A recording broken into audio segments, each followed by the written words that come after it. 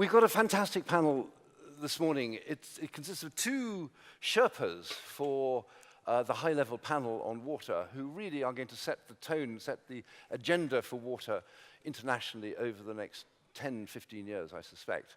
And we've also got two politicians who are very, very experienced in trying to get things done, trying to implement the ideas which come out of these great forums and whatever, and try to get them down onto ground level. Fantastically hard for each, but somewhere in the middle, we hope, are going to be the answers which we'll come up with today. I'm going to be try to get them to be as specific as possible. I think we have an expression in England, we say, fine words, butter, no parsnips, which, if you understand, basically, you need more than words. We need the money, we need the will, we need a lot of other things to actually make these things work. So I'm going to ask each of them in turn to speak for a couple of minutes, just 2 or 3 minutes, and then we'll go into a sort of more general discussion. So here we go. So the first one, Isabella. Lövin needs absolutely no introduction, especially here in Sweden. I know her as a journalist, and it's very good to know that there is a career after journalism for some people anyway. And if you've got any jobs going, I mean, we at The Guardian, we're in dire need of thing, and you're very welcome to write for us. It's a Green Party woman, and so it's fantastic that she's here and in such elevated status as Deputy Prime Minister. Superb stuff. And then we have Nomvula Mokonyane, who probably has the hardest job in the world, which is being Water Minister in South Africa.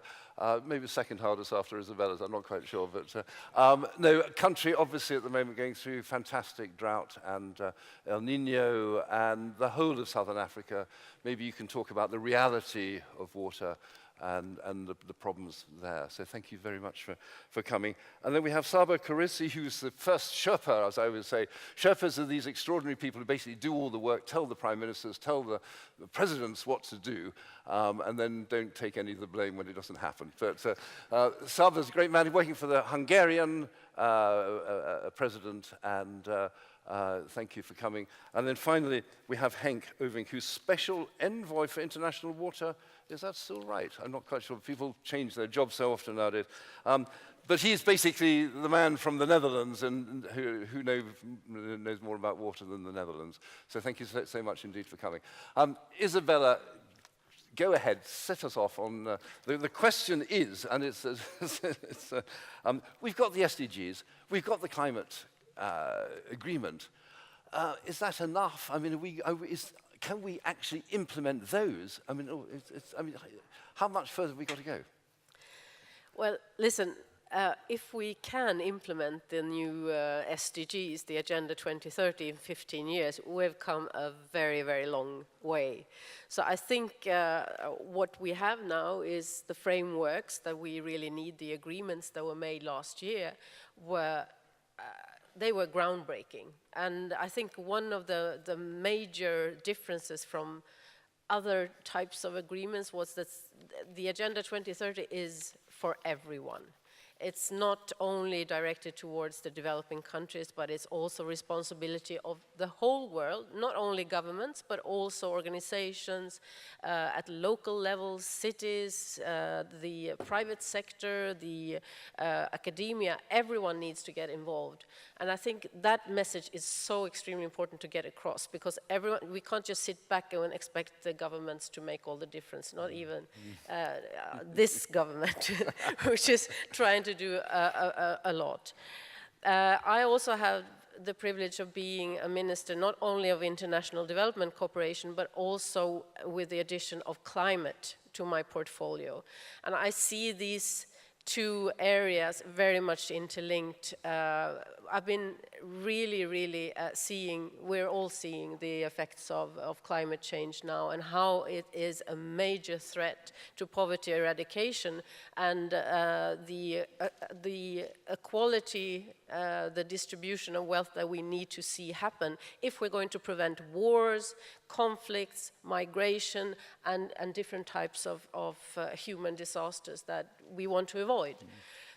We see now the effects of El Nino in East Africa and Southern Africa, and hear more about that from my colleague from South Africa. But basically, the UN appeals have been for 18 million people in need of humanitarian aid just this year because of the drought. We can't just say now for 100% sure that this is because of climate change, but what we know is that this is going to be more and more a fact when the temperature rises. Sweden now we're taking a very big responsibility for the humanitarian system, but it's so desperately underfunded. Up to today, the UN appeals are only funded up till 38%. So Sweden is already giving $700 million this year to the humanitarian systems, so to World Food Programme, the UNHCR, and all these other organizations that need to help people just to survive. Some of it because of natural disasters, and some of it, tragically enough, the major part of it is because of wars and conflicts. But I think the link where we're talking about the Agenda 2030 is that we need to see all these elements interlinked. And water is one very, very crucial part of the agenda, which can link, I'm sure you've repeated this a number of times already these days, but it's linked to gender equality, to food security, to sustainable cities, what have you. But we need to see that we can't work in silos anymore. I think this is the major realization of the world, and that is in fact very, very positive, that we stopped thinking just in silos with a new agenda. And Sweden has also been very much engaged in the Sustainable Development Goal 14, which is on oceans. We're co-hosting a conference next year in New York, which will be the first UN conference on one of the goals, bringing together all the stakeholders, all the actors, all the organizations, and see what commitments can we make to make sure that we're going to actually achieve the agenda, the SDG 14 on oceans, what partnerships can be created, what lessons can be learned, what can we learn from each other. And I think this is a model that I hope will be repeated. I think this week is a sort of the same idea behind it.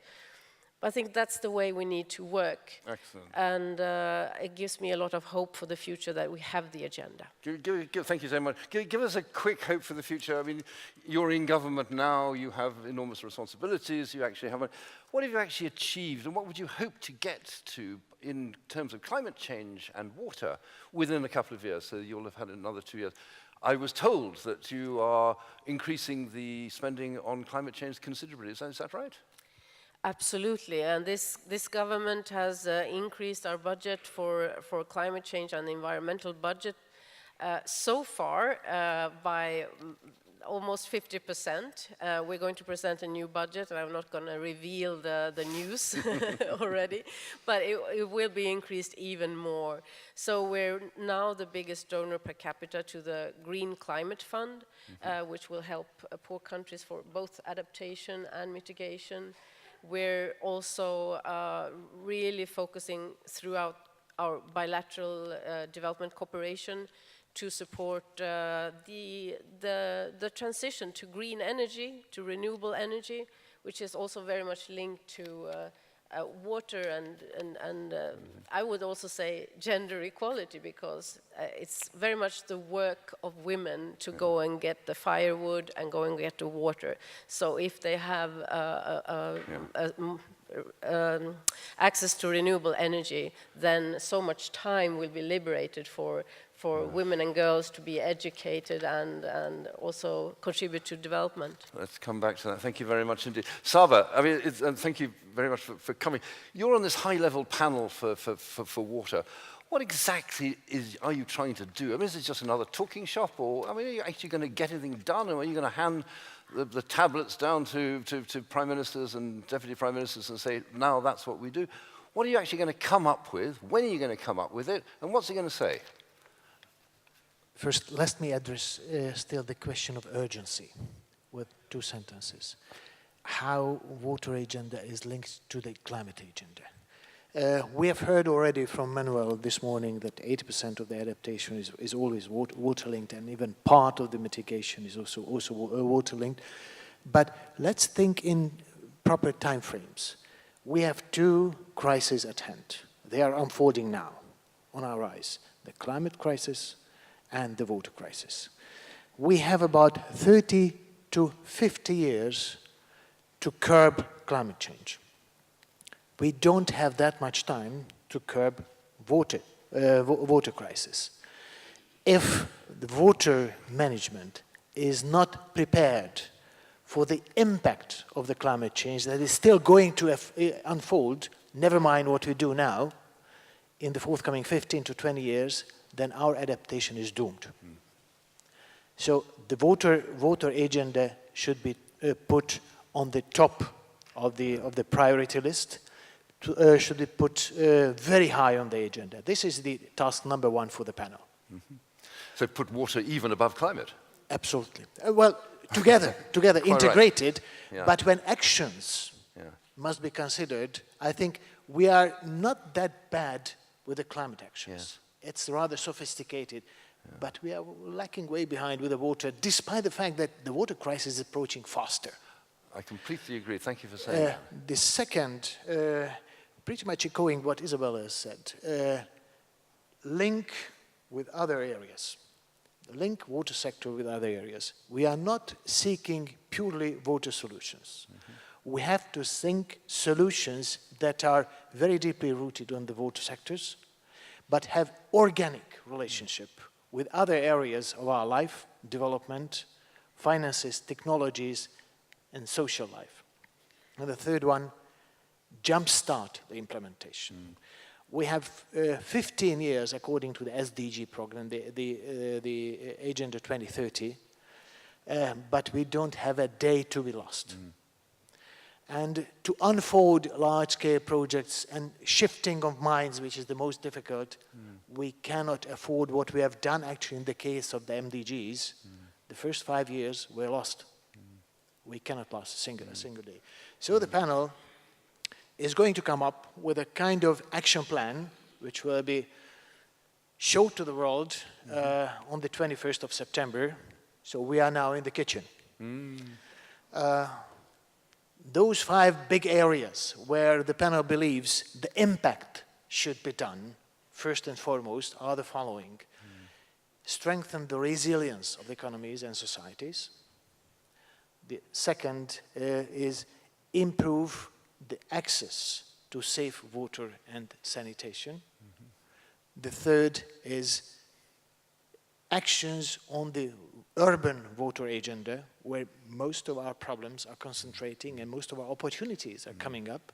The fourth, water and environment. How are we going to manage the natural resources? How are we going to manage the environment as one of the major consumers of water and one of the major provider of services to our societies? And last but not least, in water infrastructure and investments. There's a huge gap, what we have accumulated in the last 100 years or so. We cannot leave things like that. Over those 5 areas, the main actions will be done, but in order to make it happen, we need to see 3 other cross-cutting, if you wish, bunch of issues which will be absolutely necessary to make the action plan happening. First, water governance. Most of the water crises are basically rooted in governance crisis. The second is data. It was discussed already this morning as well. We need integrated, transparent, accessible, timely, and quality data to draw the proper solutions, to draw the proper decisions, not for water only, but for the society, for the development. And last but not least, we need to refresh our thinking on valuing water. Water represents value from the point of view of environment, from the point of view of society, from the point of view of culture, from the point of view of business, from the point of view of economy. None of those might be omitted. none of those can be exclusive. We need to integrate those, but put the right value on voter on the table, including pricing, and including our shift of minds. If we accept that water is in the heart of development, then let it be so. Okay, a very quick question for quick follow-up. And do you get any impression that there is the political will in your country or in other countries to make this happen? I think we have an agreement on the SDGs. All countries subscribed. We have a common perception that business as usual will not work. We have a common acceptance that we need a transformation agenda, and we also have a common agreement that it should be implemented as soon as possible. The devil lies in the details. Yes, the most difficult part will be to shift minds and to generate actions afterwards. Excellent. I think to jumpstart that, the panel has been convened. But the panel on its own will not be able to do it. Okay. It will have to rely on the cooperation of all of you. Thank you so much. Nomvula, you're on the front line of the water crisis. I mean, you really are in the hot seat. How bad has it been in South Africa this year? And do you see an end to it? I mean, is it you're going to get over this crisis, the rains will come again, but then do you see them coming again and again and again? And what real options do you have as an emerging country, rapidly emerging country? What can you actually do? Thank you very much. Good morning. Just as a contribution on the issue of water and climate change, one of the things that we've been very cautious about in South Africa is to use climate change as an excuse for bad planning and absence of leadership. Sorry, as an excuse for? For bad planning. Really? And absence of political leadership.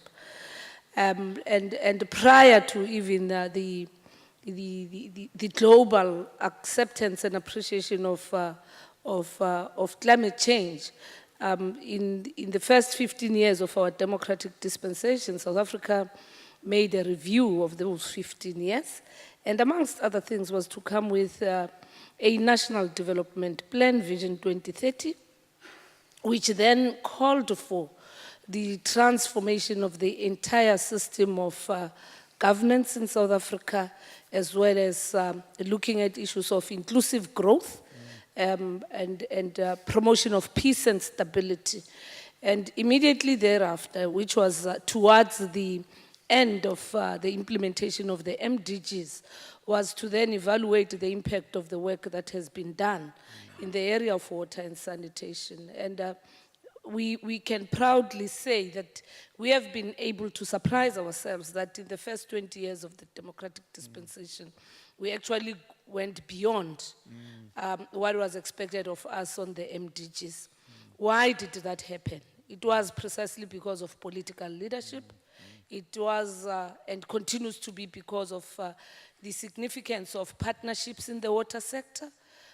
Government, the private sector, the research institutions, the financial institutions, but most importantly, putting people at the center of the solutions we are involved in.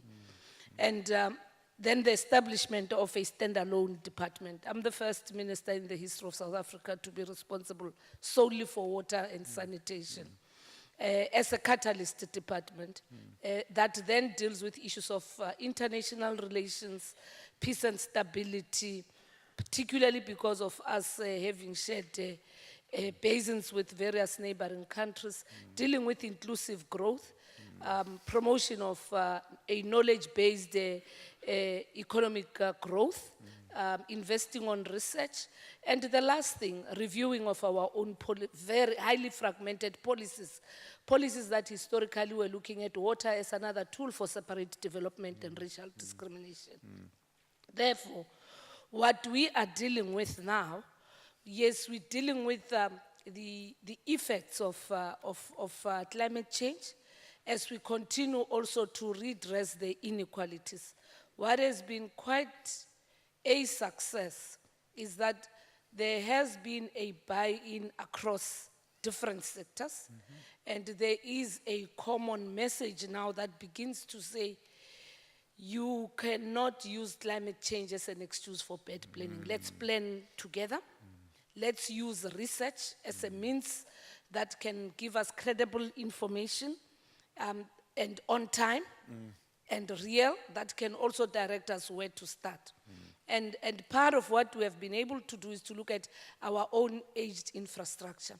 South Africa loses almost 7 billion rands worth of water per annum because of water leaks and aged infrastructure. Therefore, maintenance has come very strong as a priority. That 7% of any budget that deals with water infrastructure must be put separately to deal with maintenance of infrastructure. As we speak now, we know we need more than 500 billion worth of rands to deal just with the backlog of our infrastructure that connects communities, that deals with the upgrade of the aged and backward infrastructure, but most importantly also that takes us towards the realization of our long-term vision 2030, including working with our neighboring countries.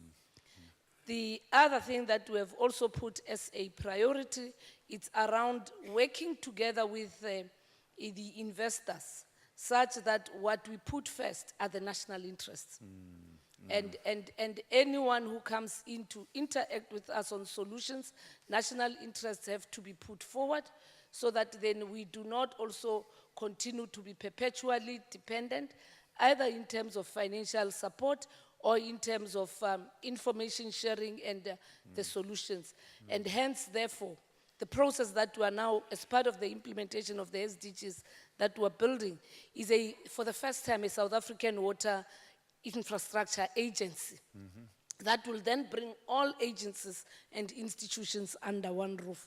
We hope to complete this process by 2017. The last thing that is quite very important for us is to embrace innovation as part of resilient adaptation, and investing on young people in terms of transfer of skills, because the water sector is very aged, highly white, male, and part of what we're doing now is to make sure that you bring in women, you bring in young people, you reskill even those that have been in the sector, because consciousness also drives the solutions that we put in place. So that's what we are dealing with. And I dare say, the reason why our president is part of the high-level panel is a demonstration of the attempts. We're not yet there, we're not happy. The attempts that South Africa has done, not only in South Africa, we have also been given an opportunity to preside over the Africa Commission on Water, on Infrastructure for the African Union, which then helps all of us, including our heads of state in Africa, to take these responsibilities serious for the first time in the history of the AU. And that then brings the African Ministers' Commission quite handy to be the one that then advises not only the President of South Africa, but take advantage of him being the presiding chair of the AU's Commission. And we do believe that we're on course. What may not help us is when some of our partners don't complete the business that they had not completed in the implementation of the MDGs. But tell me, thank you for that. Is money the problem, or are you getting donors when people, businesses and finance, world banks and people coming to you saying, here's the money, we want you to do this, or is it governance the problem? Not really governance being the problem. The conditions that come with money, and I may say, one of the things that we are now dealing with are things that have to do with the approach that South Africa and Africa has opted for, working with our Brazilian, Russian, Indian, and Chinese counterparts through the establishment of the BRICS Bank. That on its own has actually released and availed more resources. In the establishment of the BRICS Bank, 6 of their top mega projects are water related. That's interesting. Which actually is quite exciting for us. We know that there's going to be a summit now in Shanghai, I think in this particular week. Our own head of state will be taking 3 of our mega projects that are going to be signed off and be used for implementation. The Lesotho Highlands Water Project, which is again a project between South Africa, Lesotho, but now we have taken Botswana also on board, because the impact of drought in South Africa and our neighboring countries also can be felt with the migration of people from one country to the other, and not only from one region in South Africa. And that is one of the things that we have been able to deal with. Secondly, the capacity of our sister countries has also brought us into the center through our TCTA, which is a funding agency that is now going to be used in this program with the president to get all other investors to come in. Because part of what becomes a problem is the ability of some of the sister countries to honor the conditions that come with the finances that can be utilized to deal with these particular challenges. Thank you very much. Okay, Henk, you're also on this panel as a Sherpa. Are you optimistic for it? I mean, you've got great experience in real life, if you like, and working with the New York and New Jersey establishments in the wake of hurricanes and whatever. Are you optimistic about this? Can you really see this as being a breakthrough one? Thanks to my mother, who passed away 5 years ago, I'm optimistic by birth. That also brings me to a thing we have to connect. We've been talking about the connection between actually all the dots, the SDGs, linking climate to water and the other way around. We all know people will feel the impact of climate change most profoundly through water. Water is linked to equity, to emancipation, to food, to energy, to what have you. So there's a matter in that you have to connect. Sometimes I say it, the heart with the mind, the social with the technical, and that's a different level of governance. It's really about collaboration. And I think to that matter, I also have great belief and trust in what the panel will start to achieve as it will present its action plan in September. And we had like a little practice yesterday with over 200 people from civic society, businesses, this morning with entrepreneurs from the financial sector, bigger businesses that use a lot of water but also have the ambition to reduce and reuse. And this collaborative power the panel brings to the international table across continents, across borders in governments, within governments, which is so critical because water is dealt with totally siloed up, but also across actors, institutional and non-institutional on all levels. So that type of collaboration is critical for the success, and the panel will actually call on that. And there are so many good examples, and I just want to stress that importance. We have long-term goals on the horizon, 2030, 2100, when it comes to the 1.5 degree. And long-term goals can be very abstract. And we can talk about it for a long time because they are far away. I don't know if you know what the level of sea level rise was in the last 100 years. Yeah, 25. Yeah, so that will not wake up a politician if you say he or she has a 4th term. So what is that?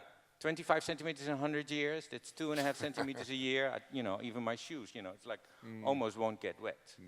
But the great thing of this long term and the urgency that comes with it, because we have no time to waste, and water is front and center of that no time to waste, that the change will have to happen in the first 5 years.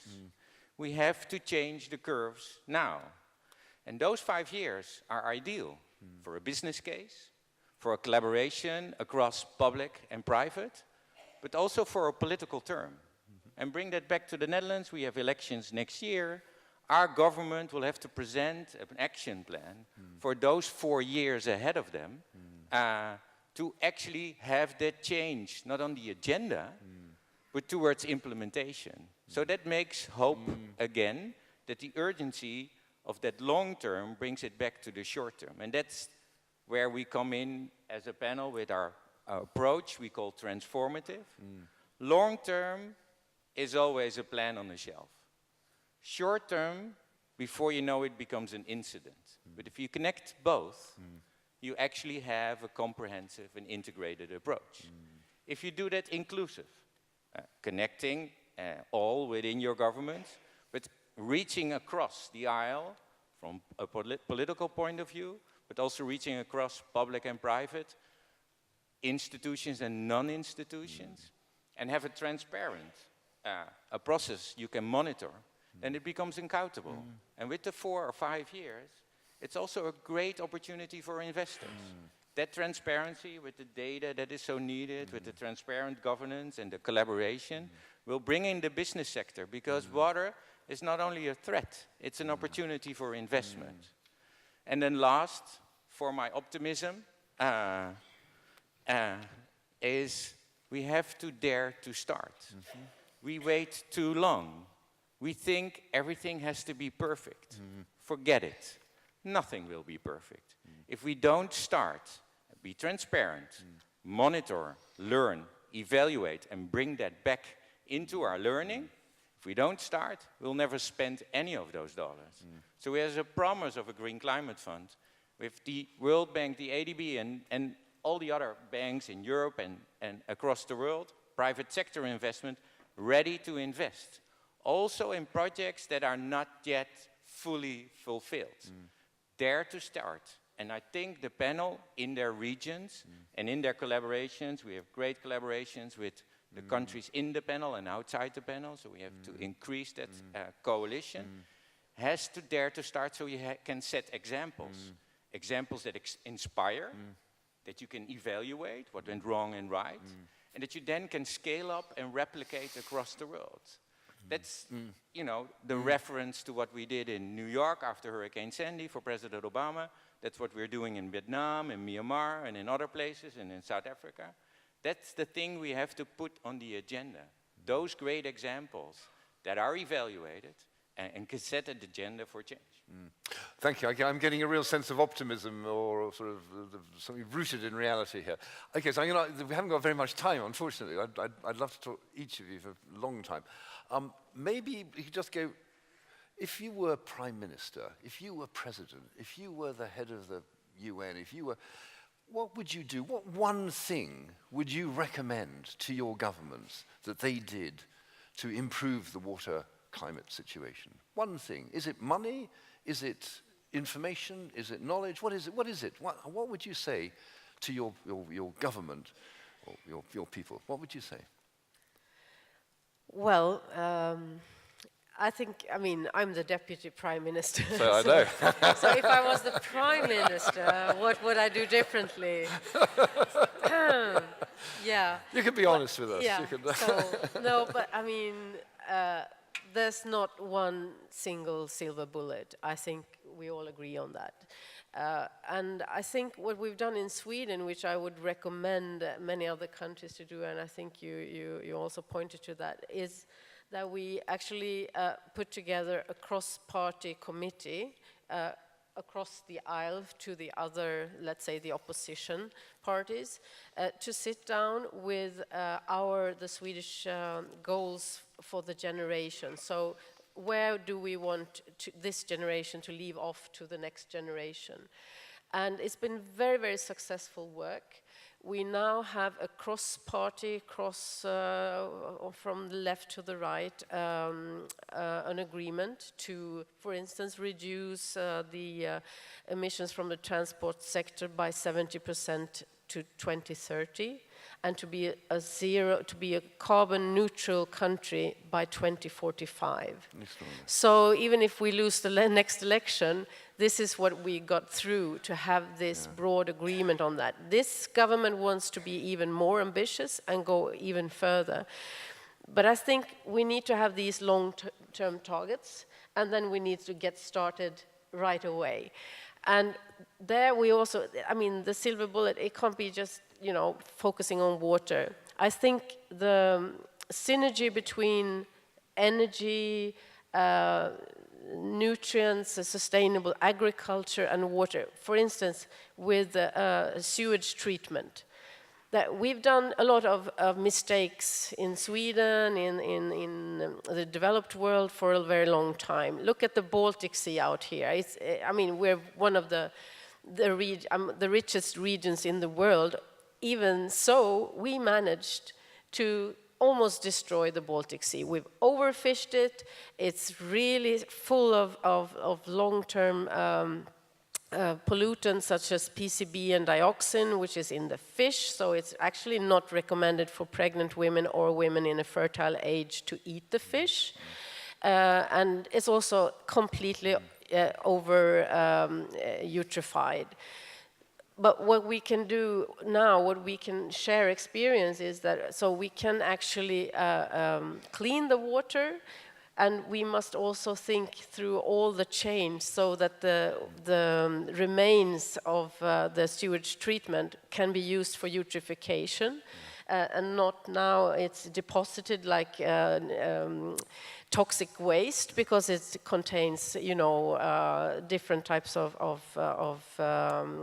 dangerous contaminants.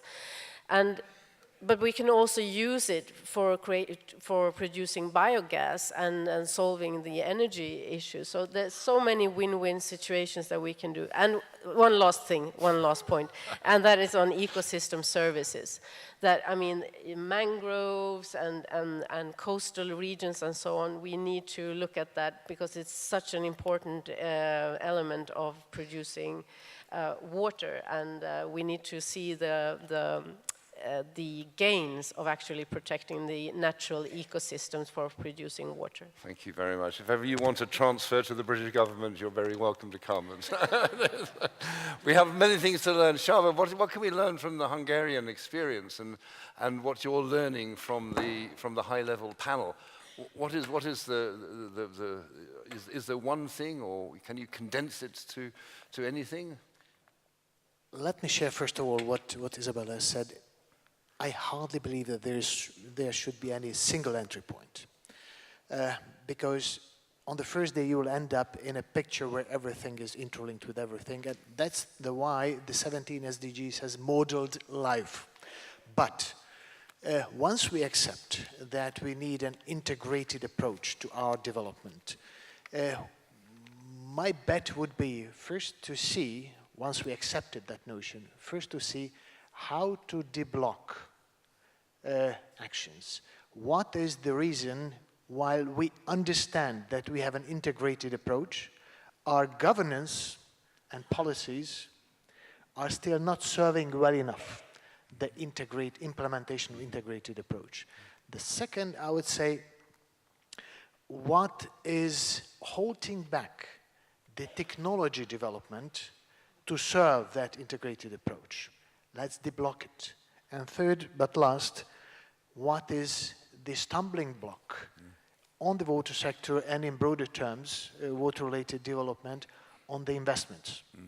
If we can pinpoint and identify, and we are very close to do it, we are very close to that point. If we can pinpoint those stumbling blocks, I think we will make a major leap from ahead. Excellent. Thank you very much. Nomvula, will you give us a South African the take from South Africa? What is the lesson to be learnt with your immense battle to improve the water situation there? What would you tell other countries? The need for a shared vision. Yeah. And that requires partnership, and partnership. Thirdly, transparency across the board. If government alone assumes they will be the ones who will find the solutions and understand the problem, you will not succeed. We're now on almost the third year of our massive drought. What has been a success factor has been the transparency across the three spheres of government, the mobilization of our strategic partners. What is the missing link for perfecting everything is, again, the inability of government functionaries to be much more agile and adapt to the pressures, and being comfortable with business as usual, reluctant to embrace innovation because they've been long in the system. Secondly, it is not my business when there's water leakage in a neighborhood because I'm a national sphere of government. Making it everybody's business. Making it everything. Leave it like that. That's absolutely brilliant. Thank you so much. And Henk, follow up now. What is the great lesson you've learned from America, from Netherlands, from wherever? Have you learned anything? Yeah. Well, that's to others to judge. There's two or three things. The silver bullet is critical. We still live in a world where people think they can fix this. Forget about it. We're stuck with it for life. And I think that's the lesson we learned in the Netherlands, where we created water governance in the 1100s before we were a country or a kingdom. And we still have it, and we will still need it for the next 1,000 years. Don't think about a solution that will solve your problems. Think about an approach that will transform how you do it. That means awareness and ownership. Those two are critical. So we talk about awareness, but then we let go. So awareness always has to come with ownership. Bring in the youth. It's so important. And we will call on the youth. And our pre-last session, when we were in New York, I flew to Singapore for the Singapore International Water Week. And the first thing I did when I exited the airport was step into this youth panel and ask them to join us in our efforts of the high-level panel on water to ensure that this is not a great thing or a government thing. This is about all, and it has to start with the youth. Two last points. Dare to be ambitious. Really, there's no other way. If we are afraid of our ambitions, because we might not succeed or some of them might fail, then forget about it. I remember working for President Obama in the rebuilding after New York. We presented an ambitious plan, and the first question was from the legal department, will there be projects that fail? And my answer was immediately yes. And they got totally scared. But we still did it. Why? It was open and transparent, and we evaluated and learned on the spot. Be ambitious, dare to start, and the last, I said it again, I said it before, I'll say it again, collaboration, collaboration, collaboration. Be inspired by people to transform the agenda we need and implement it as of today. Thank you very much. Well, look, all four of you, I mean, I'm inspired. I can't believe it. So, politicians and Sherpas and government officials all agreeing with each other and all coming up with the same solutions. Fantastic. Thank you all very, very much indeed.